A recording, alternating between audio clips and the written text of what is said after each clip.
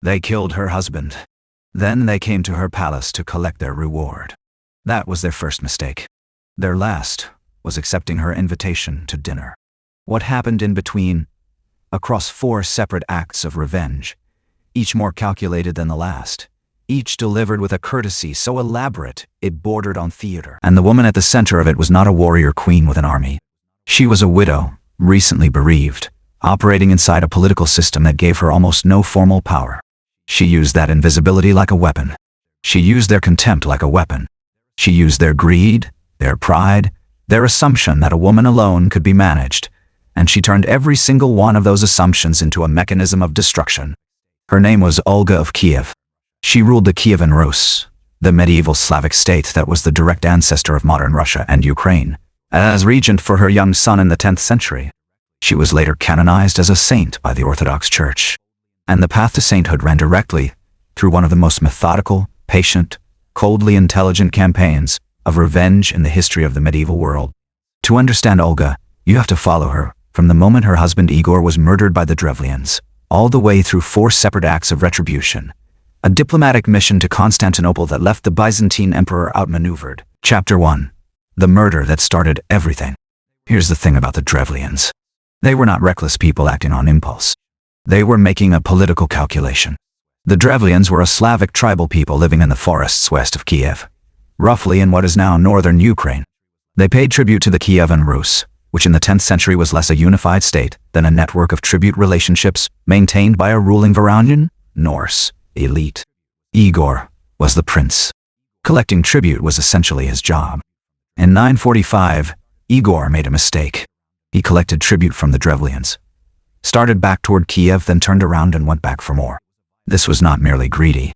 In the political logic of the time, it was a violation of the agreement that structured the entire relationship between the prince and his tributaries. The Drevlian Prince Mal sent a message: if a wolf comes among the sheep, he must be killed, or he will destroy the whole flock. They killed Igor. The primary source for this period is the Primary Chronicle, a 12th century Rus historical text assembled by monks at the Monastery of the Caves in Kiev. Drawing on earlier materials, and it describes Igor's death with a detail so specific it has the texture of oral tradition preserved across generations. The Drevlians bent 2 birch trees to the ground, tied Igor between them, and released them. He was torn apart. Having killed the prince, the Drevlians now faced a political opportunity. The heir, Igor and Olga's son Sviatoslav, was a small child. Olga was regent. The Drevlian Prince Mal sent ambassadors to Kiev proposing that Olga marry him, which would effectively absorb the Kievan Rus into Drevlian political control. It was audacious. It was logical. It assumed that a widow with a child and no army of her own would take the pragmatic option. Most people think this is where the revenge begins. But here's the surprising part. The revenge had already begun the moment Olga heard the proposal and said, "Tell me more." Chapter 2. 4 punishments. The Primary Chronicle preserves Olga's revenge in 4 distinct episodes, and what makes them remarkable is not their violence. Medieval history is full of violence, but their structure. Each act is designed. Each act uses the Drevlians' own behavior as the instrument of their destruction. Each act is delivered with a performance of courtesy so precise it becomes its own form of cruelty. The first ambassadors arrived by boat, 20 senior Drevlian men, bearing Mal's marriage proposal. Olga received them warmly. She told them they had spoken well, that she wished to honor them as her husband's successor had requested. She told them, "Tomorrow I will give you great honor before my people. Return to your boats tonight, and in the morning when my men come to escort you, tell them you will not ride on horseback and you will not walk. Demand to be carried to the palace in your boats. Do this and I will give you honor." They agreed. Why wouldn't they?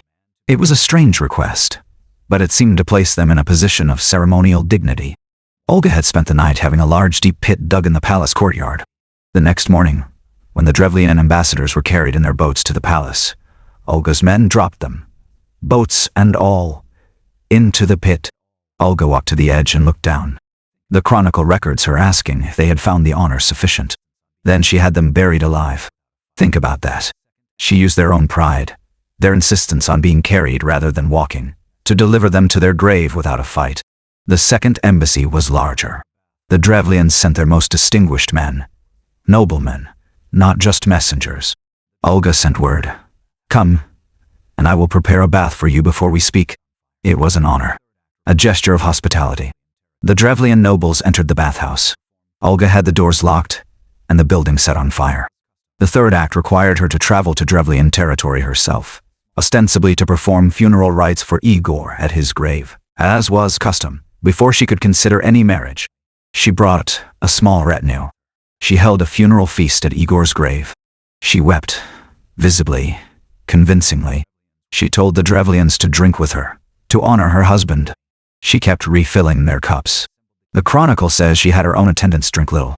When the Drevlians were drunk, she had them killed. The sources say 5,000. The fourth act was the army. When Olga returned to Kiev, she assembled the Kievan military force and marched on the Drevlian capital of Iskorostan. The city resisted. For a year, it resisted. And here is where Olga's patience becomes almost incomprehensible, because after a year of siege, she did not break the walls. She sent a message: "You have been punished enough.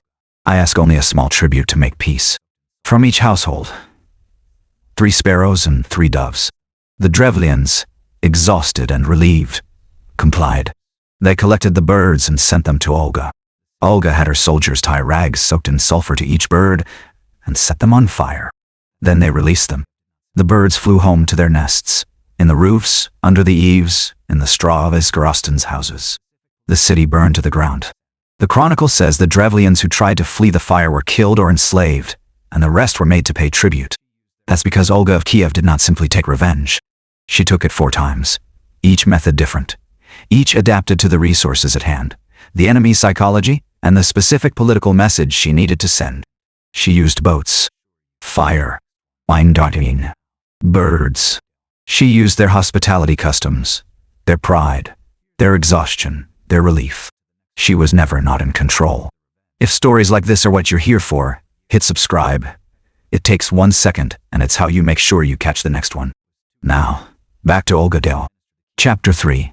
The Administrator Dotato. Here's what history usually skips to get to the next dramatic part. After the revenge, Olga governed. For years. Effectively. Sviatoslav, her son, was too young to rule. Olga administered the Kievan Rus as regent, and the primary chronicle, not always generous in its descriptions of governance, credits her with establishing the first systematic administrative structure in Kievan Rus history. She created what the chronicle calls pogosts, fixed administrative and trading centers where tribute was collected at set rates, on a regular schedule, by permanent officials. This sounds dry. It was revolutionary. Before Olga's reforms, tribute collection in the Kievan Rus worked the way Igor's last collection had worked. Princes and their retinues moving through territories, demanding what they could get, with no fixed amounts, and no predictable schedule. This created exactly the kind of conflict that had gotten Igor killed. A system where the collector's greed was the only limit on extraction was a system permanently on the edge of violent rebellion. Olga replaced it with something resembling a tax code. Fixed obligations. Regular collection points. Administrative consistency. Historian Simon Franklin, in his co-authored study, The Emergence of Rus, describes Olga's administrative reforms as the foundation on which all subsequent Kievan Rus state building rested. She did not just survive the crisis of Igor's death. She used it to restructure the political system that had produced the crisis. On the other hand, she was still operating inside a world that did not formally recognize female authority. Her son would eventually take power. She knew this. Every administrative improvement she made was, in a sense, a gift to a successor who would get credit for the stability she built. That's the part most people overlook. The revenge was dramatic. The governance was lasting. Chapter 4. Constantinople and the Emperor. In 957, Olga traveled to Constantinople. And here the story enters a dimension that historians have been arguing about ever since. The Byzantine capital was the most sophisticated city in the medieval world, the cultural, religious, and political heir to the Roman Empire.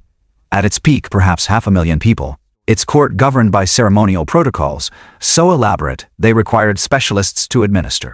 The Byzantine Emperor at the time was Constantine VII Porphyrogenetos, a man who was himself a scholar and who wrote extensively about court ceremonies, including notably a detailed account of Olga's visit. Constantine's account, examined by historian Jonathan Shepard in his work on Byzantine Rus relations, describes Olga's reception with careful attention to protocol. Who sat where, who ate with whom, what gifts were exchanged. And embedded in those details is something interesting. Olga was kept waiting. Receiving foreign dignitaries in Byzantium involved elaborate queuing systems that were simultaneously honorific and hierarchical. The longer you waited, the lower your status. Constantine's account suggests Olga waited considerably. What happened next depends on which source you read. The primary chronicle, written from a Rus perspective 2 centuries later, claims that Constantine proposed marriage to Olga, and that Olga agreed to be baptized as a Christian with Constantine as her godfather, then pointed out that as her godfather he could not also be her husband, since that would be incest by church law. Constantine, impressed by her cleverness, let her go. Most historians treat the marriage proposal as legendary embellishment. But here's what is not disputed. Olga was baptized as a Christian in Constantinople. She took the baptismal name Helena, the name of Constantine, the Great's mother, the empress who had converted the Roman Empire to Christianity. That choice of name was not accidental. It was a statement about who Olga believed she was, and what she believed her baptism might mean for her people. She went home. She did not immediately convert the Kievan Rus. Her son Sviatoslav had no interest in Christianity, and made his views known emphatically. The conversion of the Rus would wait a generation, until Olga's grandson Vladimir converted in 988 and made Christianity the state religion. But Olga had planted the seed, and the Orthodox Church, looking back across that century of transformation, canonized her as Apostolos, equal to the apostles. The woman who had burned a city with birds became, in the eyes of the Church, the grandmother of Russian Christianity. Chapter 5. What she actually was. Here's the question worth asking honestly. How do we read Olga? The hagiographic tradition, the saint's life tradition, wants her to be a woman redeemed. The revenge was the old Olga, the pagan Olga, the Olga of darkness. The baptism was the transformation. The sainthood is what she became after the violence. But here's the catch. That reading requires you to treat the revenge and the governance and the diplomacy as separate from each other, as if they belonged to different women. And they don't. They belong to the same intelligence, operating across different contexts with the same essential qualities. Patience, precision, an absolute refusal to be underestimated, and an ability to read other people's assumptions and use those assumptions against them. The Drevlians assumed she would be manageable. She used that assumption to bury them. Constantine's court assumed she was a provincial supplicant. She used that assumption to leave Constantinople as a baptized Christian with imperial prestige attached to her name on her own terms. Her son assumed she was simply his mother. She built an administrative state around him that would outlast both of them. Historian Carolyn Johnston Pouncey, writing on women and power in early Rus history, argues that Olga represents something genuinely unusual in the medieval record. A female ruler whose power derived not from formal title or military command but from operational intelligence, exercised within and against the constraints placed on her. She was never supposed to matter. She made herself matter in ways that could not be easily undone. Before the closing, if you're enjoying this, subscribing is genuinely the best way to support what we're doing here. Alright, last thought. Olga of Kiev died in 969. She was buried as a Christian, in a manner she had specified herself, without the traditional Rus funeral mound, without the pagan rites that would have accompanied a ruler of her stature. She arranged her own ending the same way she had arranged everything else, on her own terms, quietly, precisely, without giving the moment to anyone else. The Orthodox Church gave her the feast day of July the 11th. Russia named military orders after her. Ukraine claims her. The primary chronicle, written by monks who had every institutional reason to emphasize her Christianity and downplay her violence, preserved the revenge stories anyway, because the revenge stories were too extraordinary to suppress, and because whoever first committed them to writing understood that the revenge and the saint were not opposite. They were the same woman. They killed her husband. Then they came to her palace to collect their reward. By the time Olga of Kiev was finished, 4 punishments, a restructured state, a diplomatic coup in Constantinople, and a conversion that seeded the Christianity of an entire civilization. The Drevlians were ash, and she was already building the world that would come after.